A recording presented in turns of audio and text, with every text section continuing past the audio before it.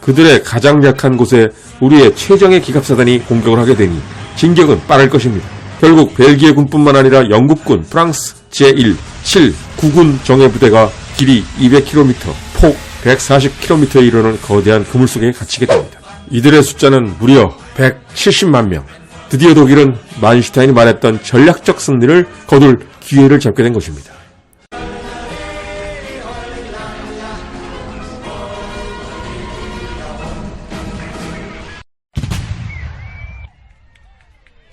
(1차) 대전의 결과물로 태어난 폴란드. 그 당시 폴란드 영토는 독일과 러시아의 영토를 상당 부분 차지하고 있었기에 독일과 러시아의 괴력은 매우 컸습니다. 또한 폴란드는 승전국인 영국과 프랑스라는 백을 믿고 1차 대전 패전국인 독일과 이미 적백 내전의 혼란에 빠져있던 러시아를 무시하기까지 했습니다.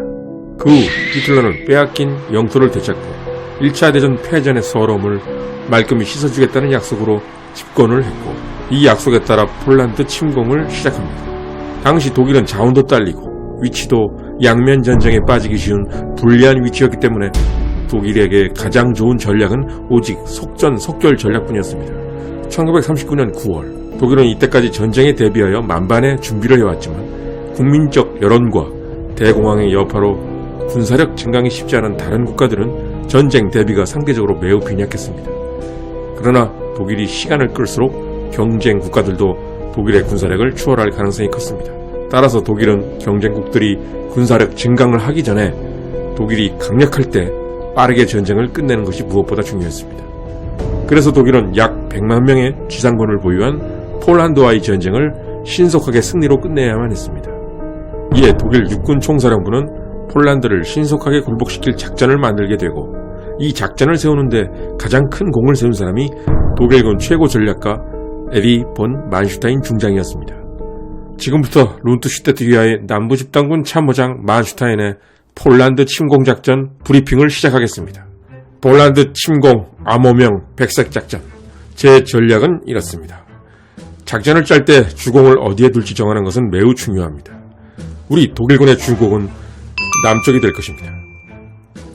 독일에서 폴란드 남서쪽, 슬로바키아에서 폴란드 남쪽으로 진격할 것입니다. 이곳에 우리의 기갑부대를 전부 집결시켜 공격해야 합니다. 북쪽은 보조 공격입니다. 북부 집단군은 동프로이센에서 폴란드의 북쪽으로, 그리고 독일 북쪽에서 폴란드의 단치 쪽으로 공격할 것입니다. 기갑부대가 중심이 된 우리의 주공이 폴란드 남부를 빠르게 돌파하여 중부 지역으로 돌입하고 비스툴라강 뒤에서 두 개의 집단군이 링크된다면 비스툴라강 서쪽에 있는 폴란드군은 전부 포위 선멸될 것입니다. 폴란드군은 자존심이 강합니다. 그들은 단 한 치의 영토도 잃지 않으려는 전략으로 방어를 하게 될 것입니다. 때문에 그들의 주력은 바르샤바 서쪽에 거의 몰려 있습니다. 전력이 상대적으로 약한 군대가 방어를 할 때 이렇게 아무것도 포기하지 않으려고 고집한다면 반드시 모든 것을 다 잃게 됩니다.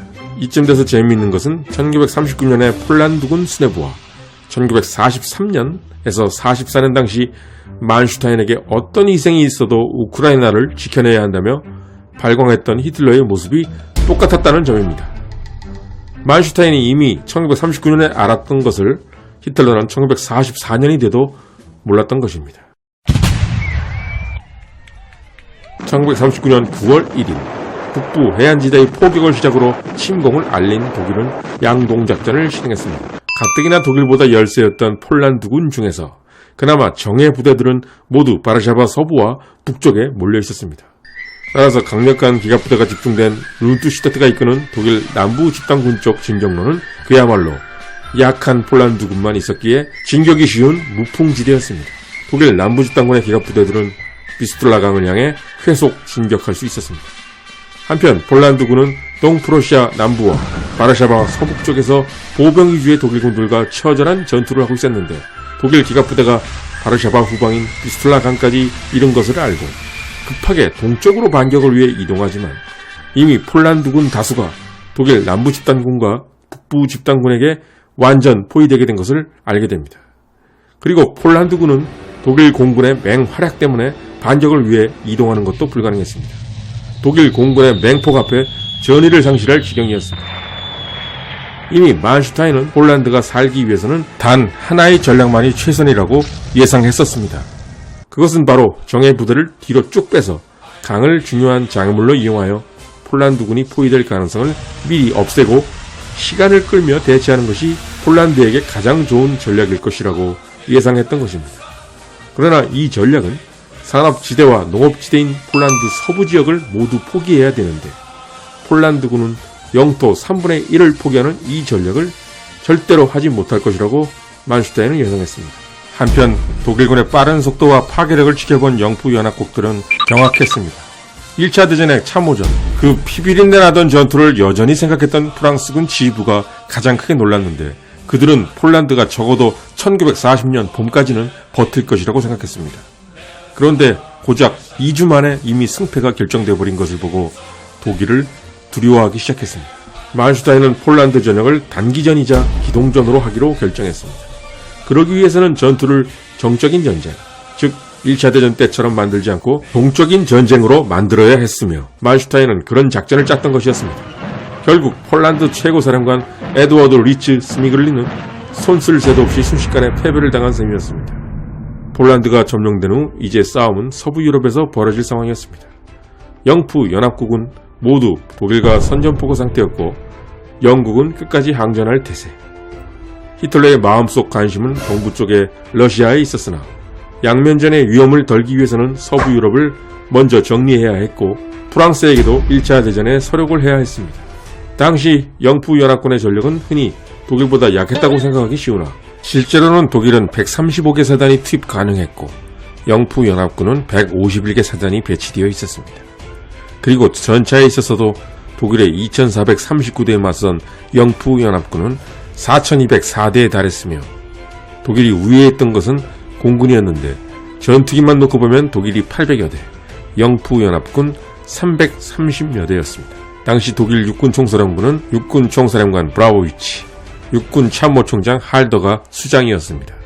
육군총사령부는 B집단군을 주공으로 삼아 네덜란드와 벨기에 북부를 공격함으로써 네덜란드군과 벨기에군을 먼저 섬멸한 후 여기에 투입될 영푸연합군을 상대하는 것을 계획했습니다. 남쪽에 있던 A집단군에게는 북쪽을 공격하는 B집단군을 보호하는 역할을 맡길 생각이었습니다. 육군총사령부가 세운 이 작전의 목표는 대규모의 프랑스군을 섬멸하는 것보다는 프랑스군을 솜강 남쪽으로 밀어내고 단순히 영국 해협을 점령하는 것에 머물렀습니다. 이것을 본 만슈타인은 불만이 가득했습니다. 당시 A집단군 참모장이었던 만슈타인은 자신의 부대가 조공으로 할당돼서가 아니라 육군 총사령부가 세운 작전으로는 승리를 거두기도 어렵고 승리한다고 해도 작전적 수준의 작은 승리에 불과하다고 예상했습니다. 핵심적인 전투에서 승리를 얻는 것은 전쟁에서 이길 수 있는 가장 빠른 방법이다. 오로지 대규모 승리만이 적의 의지를 꺾을 수 있고 항복시킬 수가 있다. 영국 해협을 부분적으로 점령하는 것으로 과연 프랑스가 나 항복하겠소 하겠는가? 적을 항복하게 하는 것은 일부 영토의 점령으로 할 수 있는 게 아니라 적 주력 부대의 호위 선멸만이 할 수 있다. 따라서 적 주력을 완전히 전멸시키는 것이 가장 중요한 작전 목표가 되어야 한다. 육군총사령부의 계획은 목적부터가 틀려먹었다. 육군총사령부의 계획은 1차 대전 당시 슐리펜 계획을 또다시 재현하는 것에 불과하다. 어차피 마지노선을 돌파하는 것은 어렵다. 그렇다면 벨기에 축선뿐인데 연합군은 이미 우리가 여기로 올 것을 훤히 알고 있다. 이 방법으로는 기습의 효과가 없다. 보크의 B집단군의 기갑부대를 몰아준다고 해도 20개의 벨기에 사단과 10개의 네덜란드 사단을 먼저 만나게 될 것이다. 그리고 벨기에에는 강력한 요새가 있고 네덜란드엔 하천과 운하와 같은 무수한 천연 장애물들이 있다. 설사 이것들을 다 돌파한다 해도 프랑스 최정예 부대를 또다시 상대해야 한다. 기습효과도 없는 뻔히 올 것으로 예상되는 길에 병력을 들이밀어서 어떻게 승리한단 말입니다. 만슈타인은 프란츠 할더 참모총장에게 정식으로 이 제기를 합니다. 참모총장 각하, 육군총사령부의 계획대로 한다면 적 방어선을 뚫고 들어가기도 힘들 뿐더러 뚫는다 해도 적은 부대를 후퇴시켜 계속해서 방어선을 치며 우리와 싸울 것이고 전투는 1차 대전 때처럼 정적인 대치 상황이 될 것입니다. 계속해서 서한을 보내고 이의제기를 하는 만슈타인 중장. 마침내 열받은 육군총사령관 브라우비치와 참모총장 할더는 만슈타인을 A집단군 참모장 자리에서 밀어내어 후방의 보병 군단장으로 전출 보내기로 결정합니다. 그런데 이 좌천이 우연치 않게 나비 효과처럼 만슈타인의 계획이 받아들여지는 계기가 되어버립니다. 후방의 보병 군단장으로 밀려난 만슈타인은 국가 원수에게 충성을 표명하는 형식적인 행사에 참석하기 위해 베를린으로 왔고, 이때 히틀러의 수석 군사부관인 슈문트 대령이 우연히 만슈타인의 휘하 장교들로부터 만슈타인 계획에 대해 듣게 된 것입니다. 히틀러를 보좌하는 슈문트 대령은 이 계획을 듣고 상당히 놀라게 됩니다. 히틀러가 육군 총사령부 꼰대들은 패배주의자들이라고 비판하면서 문득 내뱉었던 이야기가 만슈타인의 계획과 비슷한 점이 많다는 것을 알게 된 것입니다. 사실 히틀러도 발상자체는 독일 수뇌부의 꼰대들보다는 창의적인 인물이었습니다만 참모 교육을 받지 못했기에 그의 군사적 능력은 거기까지였습니다. 마침내 슈문트 대령은 히틀러와 만슈타인의 미팅을 주선하게 됩니다. 만슈타인 중장, 서부전선 공세 작전은 나도 불만이 많다. 자네의 생각을 말해보게. 만슈타인의 얘기를 숨도 쉬지 않고 조용히 다 들은 히틀러는 대만족하며 결국 육군 총사령부가 세운 작전은 폐기되고 만슈타인의 낫질 작전으로 서부전선 침공 계획은 싹 바뀌게 됩니다. 마침내 1940년 5월 10일 서부전선에서 서로 간에 숨죽이고 있던 가짜전쟁 포에니 원은 끝나고 만슈타인이 세운 낫질 작전이 시작됩니다. 도대체 만슈타인은 히틀러에게 이때 무슨 얘기를 했길래 하루아침에 육군 총사령부의 계획이 날아가고 만슈타인의 낫질 작전이 채택된 것일까요? 지금부터 서부전선 전역이 시작된 5월 10일로부터 3개월 전인 히틀러와의 미팅일이었던 1940년 2월 4일로 가보겠습니다. 만슈타인과 히틀러의 단독회의에서 만슈타인은 이렇게 말했습니다. 총통각하, 영풍연합군이 빤히 예상하고 있는 곳에 머리를 들이미는 것은 어리석은 짓이라고 생각합니다. 각하, 이 문제는 간단히 해결됩니다. 공세의 주력을 B집단군에서 A집단군으로 옮김으로써 우리는 기습을 할 수 있으며 적 진영에 혼란을 줄 수가 있습니다. 보조 공격인 B집단군이 네덜란드, 벨기에로 진격한다면 영풍연합군은 예상대로구나 하며 벨기에로 그들의 최정예 부대를 모두 밀어넣게 될 것입니다. 그들이 이곳에 최정예 부대를 더 많이 밀어넣을수록 작전 성공률은 더 높아집니다. 그들이 모두 여기에 몰려있을 때 우리의 진짜 공격이 아르덴 숲에서 시작되는 겁니다. 때문에 A집단군의 전차와 기동부대를 모두 할당해야 합니다. 아르덴 숲을 통해 진격한다면 삼림지대이기 때문에 기동부대가 이동할 수 없다고 예상한 적의 허점을 찌를 수가 있고, 벨기에군과 네덜란드군을 상대하지 않고 직접 영풍연합군을 치는 효과가 있습니다. A집단군이 돌파하게 될 지역의 프랑스군은 상대적으로 약한 전력입니다. 그들의 가장 약한 곳에 우리의 최정예 기갑사단이 공격을 하게 되니 진격은 빠를 것입니다. A집단군은 매지강을 넘어 스당으로 계속 진군하게 될 것입니다. 뒤늦게 벨기에 쪽에 투입되었던 영풍연합군 정예부대들이 주공이 A집단군 쪽임을 알고 서쪽으로 후퇴하지 못하도록 우리는 신속하게 진격해야 합니다. 그들이 후퇴하여 다시 방어선을 치지 못하도록 계속 진격해야 합니다. 다시 서부전선 전역이 시작된 1940년 5월. 과연 만슈타인이 히틀러에게 이야기한 대로 되었을까요? 실제 전투 상황을 알아보겠습니다.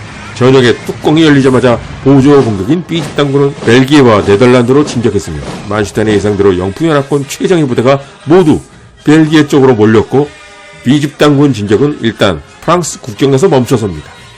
전선이 소강상태에 들어간 바로 그때 독일군의 진짜 주력인 A집단군 총공세가 시작되었고, A집단군의 진격은 만슈타인 예상대로 스당을 돌파한 후 최고 속력으로 영국 해협까지 쏜살같이 진격하게 됩니다. 결국 벨기에 군뿐만 아니라 영국군, 프랑스 제1, 7, 9군 정예부대가 길이 200km, 폭 140km에 이르는 거대한 그물 속에 갇히게 됩니다.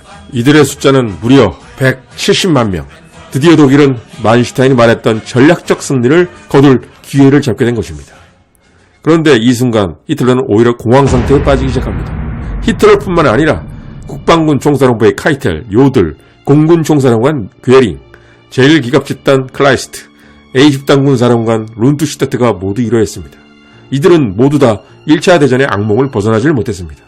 영풍연합군이 남쪽으로 반격을 개시하여 퇴로를 차단할지 모른다고 두려워하는 겁니다. 기갑부대 스톱 명령에 대한 많은 이유가 있지만 이 이유가 가장 컸습니다. 결국 독일군의 보수적인 꼰대들이 히틀러에게 바람을 넣자 가뜩이나 불안해하던 히틀러는 기갑부대를 3일간 정지시키는 최악의 실수를 범하고 맙니다. 1940년 5월 28일 프랑스군이 측면 반격은커녕 지리멸렬한 채 가만히 있자 히틀러는 대실수임을 깨닫고 기갑부대 돌격을 명하지만 이미 영국군은 방어선을 구축해놓고 밀려오는 독일 기갑부대를 저지하며 시간을 벌었고 덩케르크의 기적을 통해 33만 명 이상의 영프 연합군은 무사히 살아나가게 됩니다. 다시 시간을 돌려 만슈타인과 히틀러와의 1940년 2월 4일 1대1 회담. 카카, 저는 전략적 승리를 원합니다. 그것은 적의 최정예 주력 부대를 모두 전멸시키는 것입니다. 그래야 전쟁을 빨리 끝낼 수 있습니다. 승리의 기회는 위험을 무릅쓸 때 찾아옵니다. 그래서 A집단군은 측면이 적의 반격에 노출되는 위험을 감수할 것입니다. 절대 기갑부대를 멈추지 말고 계속 진격해야만 합니다. 이미 공황 상태에 빠진 영프연합군이 남쪽으로 반격을 하면 할수록 그들은 서쪽으로 적시에 후퇴를 하지 못하고 더 포위망 안에 갇히게 될 것입니다. 적들의 반격은 신경 쓸 필요가 없습니다. 만슈타인은 이미 전투가 시작되기도 전에 전략적 승리를 위해 기갑부대를 정지하지 말라고 이미 경고를 했던 것이었습니다. 이와 같이 모든 상황을 예상하고 해법까지 내놨던 만슈타인은 마치 삼국지의 제갈공명을 보는 듯 했습니다. 결국 독일군은 프랑스 방어선을 뚫고 들어가는 데는 성공했지만 포위 선멸에는 실패하게 되었고 만슈타인의 나칠 계획은 아쉽게도 반쪽짜리 승리가 되고 맙니다. 만슈타인의 원래 의도대로 전략적 승리를 하지 못했기에 이후 영국 침공작전인 바다사자 작전과 롬멜의 북아프리카 전투, 이후 노르망디 상륙작전까지 두고두고 이 영향은 계속되게 됩니다. 영프 연합군을 아예 통째로 전멸시키고 이참에 서부전선에서 전쟁을 끝나겠다는 전략적 승리를 계획했던 만슈타인. 그런데 막상 전투가 시작되었음에도 어디에도 그는 보이질 않았습니다. 구데리안을 빼고 기갑부대를 가장 잘 아는 만슈타인이 전투 기간 동안 후방 보병 군단장에 있었다는 것은 역사적 아이러니입니다. 독일 역사상 최대의 승리를 거둔 후 전 독일이 열강의 도가니였을 때 이 모든 승리의 계획자는 매우 아쉬워하고 있었습니다. 독일군 수뇌부의 꼰대들이 망쳐놓은 자신의 작전 계획이 제대로 실행되지 못했기 때문이었습니다. 끝까지 시청해주신 구독자 여러분들께 진심으로 감사드립니다. 드디어 시작된 독서전에서 또다시 전설을 써내려가게 되는 만슈타인 제2부가 계속됩니다.